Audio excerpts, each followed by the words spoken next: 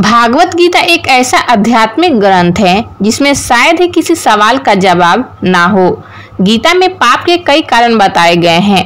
उसी तरह गीता में पाप कर्मों से मुक्ति का उपाय भी बताया गया है।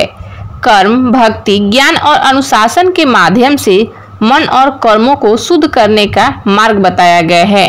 आप किस तरह इनकी मदद से पाप कर्म से मुक्ति पा सकते हैं, तो आइए जानते हैं।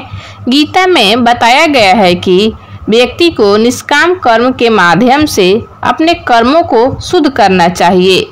कर्म करते समय फल की आकांक्षा नहीं होनी चाहिए।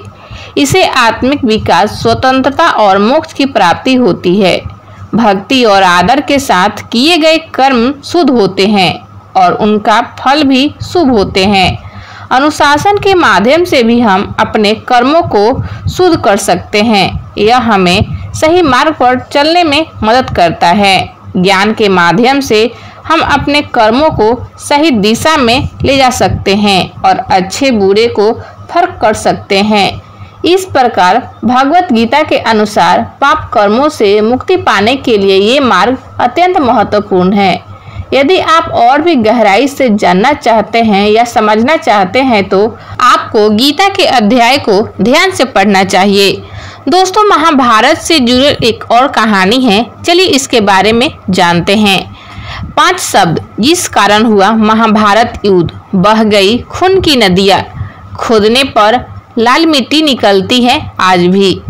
द्रौपदी 5 पांडवों की पत्नी थी। उन्हें महाभारत युद्ध का सबसे बड़ा कारण माना जाता है।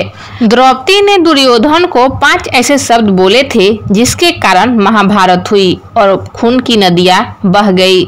द्रौपदी ने ही दुर्योधन को इंद्रप्रस्थ में कहा था कि अंधे का पुत्र भी अंधा होता है।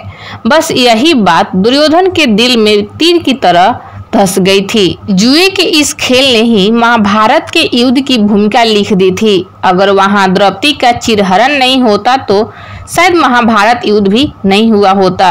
तो दोस्तों, जानकारी कैसी लगी कमेंट्स में जरूर बताएं और चैनल पर नए हैं तो चैनल को सब्सक्राइब करके वीडियो को लाइक शेयर करें। राधे राधे।